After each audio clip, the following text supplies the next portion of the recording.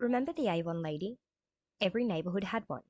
Usually it was the mother of a friend you went to school with, and she would go through the neighbourhood with her catalogue of goods and samples, knocking on doors, hoping to make a sale with the iconic "It's Avon calling" greeting as she arrived. Although she is no longer prevalent today, the Avon lady was a steady figure for generations, offering a convenient shopping option for household products and beauty care products straight to your front door. So what happened to Avon, and where did your local Avon lady disappear to? To get to the end, we must first start at the beginning.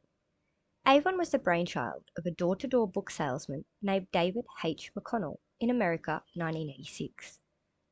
During his time as a door-to-door book salesman, David developed an idea to help sell more books to the women whose homes he visited. He would give the women a vial of homemade rose petal perfume and said to them if they enjoyed his sales pitch for the book, they could keep the vial.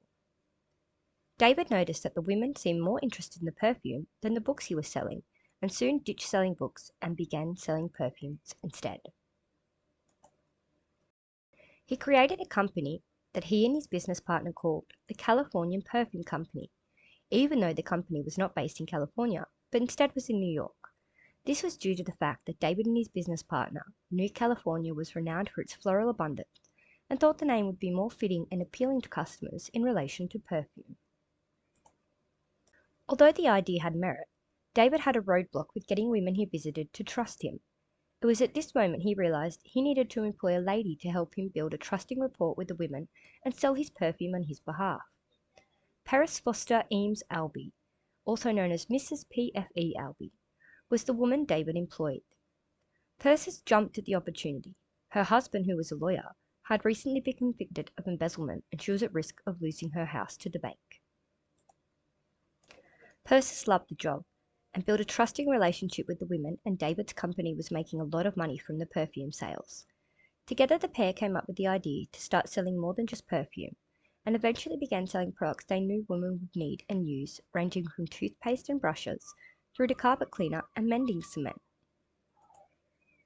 David passed his company on to his son, David Jr., who decided a rebranding was required as the Californian Perfume Company was no longer solely selling perfume. David Jr. wanted a name that would appeal to women and believed that Shakespeare was both romantic and exotic, and in 1939 decided on a name taken from Shakespeare's birth town, Stratford-upon-Avon, and thus the Avon we know today was born. As Avon began to grow, David Sr. and Persis, the very first Avon lady, had a revelation. They could sell more products if they had more people doing the selling. Persis could only cover so much ground a day, going door to door, promoting products. The company needed more sales representatives, and it was from this moment on that Persis was responsible for recruiting and training new women looking to supplement their husband's income, become more independent, or simply looking to fill in time and spend time with other women within their community. Avon representatives worked purely on commission, meaning they only earned money from the company if they sold a certain number of products, but this did not seem to faze the women who lined up for this role. Within her time at Avon, Persis is said to have recruited and trained over 500,000 women, sharing with them the tips and tricks to befriend customers, build rapport, and sell products to maximize profits. In the beginning of Avon, there was absolutely no stigma, despite it being a multi-level marketing business model, better known as a pyramid scheme. Today we know that these business models are designed to benefit those at the top of the pyramid more than those at the bottom.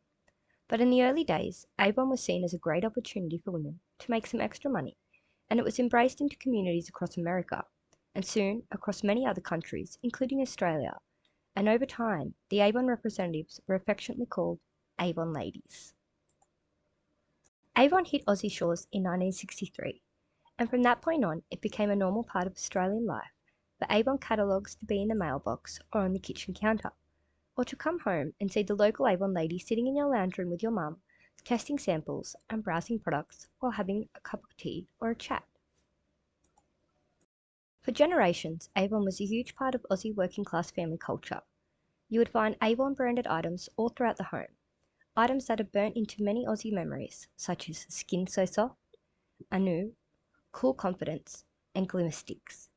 And if it was your mum that was the local Avon lady, you were often tasked with helping her sort through deliveries, pack orders, and hand-deliver catalogues to your neighbours' letterboxes on occasion.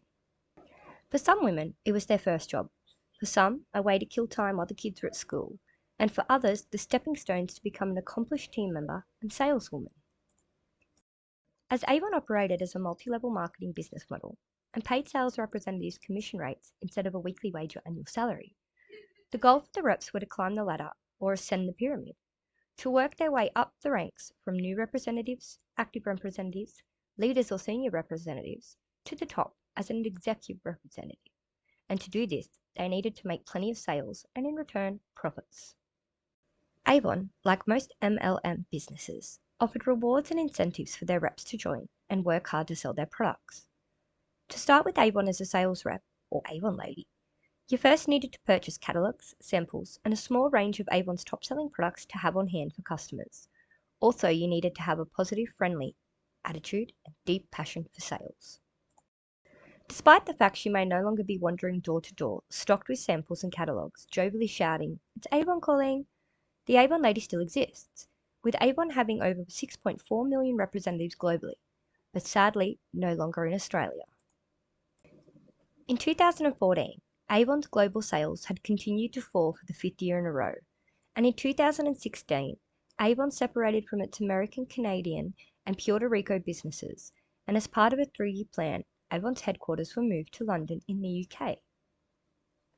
Avon announced in 2018 that it would be ceasing operations within Australia after over half a decade, stating that they needed to concentrate on better performing markets, although still operates in over 100 countries across the globe.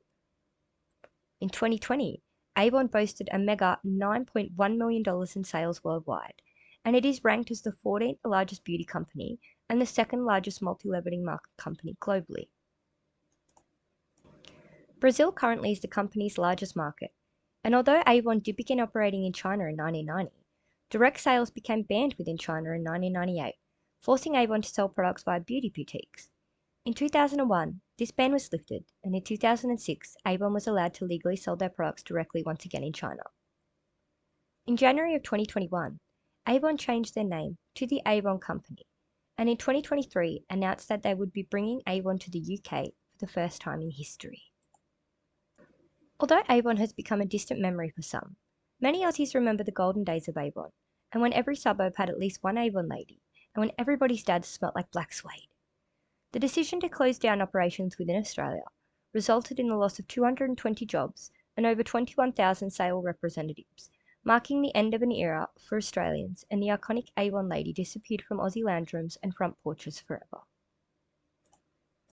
Thank you for watching today's video. If you would like to see similar videos, please like and subscribe.